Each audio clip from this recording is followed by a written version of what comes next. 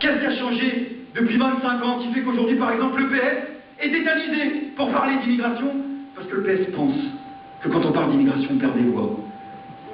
Pense ça quand on ne nous fait pas des grands couplets en boucle sur le drapeau bleu-blanc-rouge et la Marseillaise et ces couplets qu'il faudrait connaître par cœur. Qui a changé en 15, 20, 25 ans?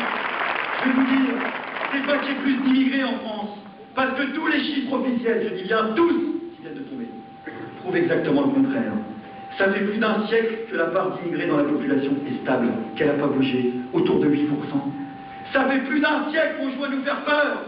Ce qui a changé en 25 ans, c'est pas qu'il y ait plus d'immigrés, c'est qu'il y a plus de chômage, qu'il y a plus de misère, que le climat politique, c'est comme le restant du climat. Il s'est méchamment réchauffé, qu'il y a la perte électorale de l'extrême droite, qu'il y a le racisme d'État, qui fait qu'une partie de la gauche est malheureusement tétanisée.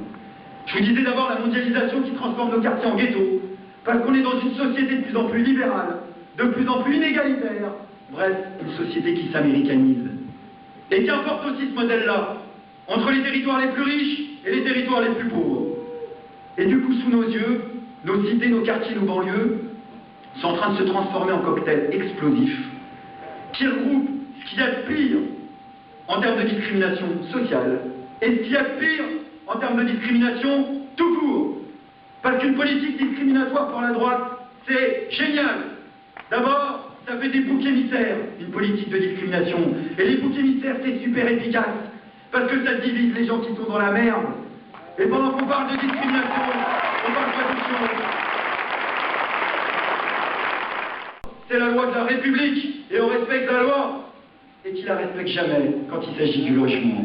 Je pense à Nicolas Sarkozy, et à son bilan municipal à Neuilly-sur-Seine, la ville la plus riche de France, où il y a 1,34% de logements sociaux, vous dire à quel point Sarkozy est largement hors la loi. Alors notre proposition politique, toute simple, c'est de rendre inéligibles les élus de la République qui ne veulent pas respecter cette loi-là. Alors moi j'ai un scoop pour ceux qui auraient peur que ma politique fasse fuir les capitaux. Mon scoop, c'est que les capitaux, ils se barrent. Déjà, 24 heures sur 24, à l'heure de la mondialisation, et sur la planète tout entière. C'est d'ailleurs tout le problème.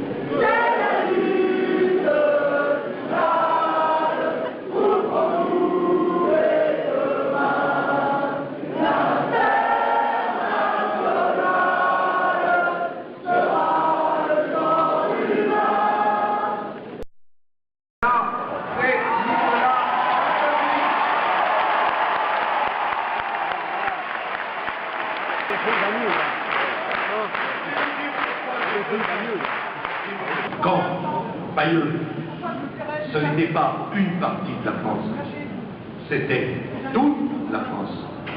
C'était là que le général de Gaulle avait proclamé que la France était redevenue la France. Que la France était rentrée chez elle. Pour le général de Gaulle, il y avait un triptyque, la patrie, la République et l'État. Voilà le message.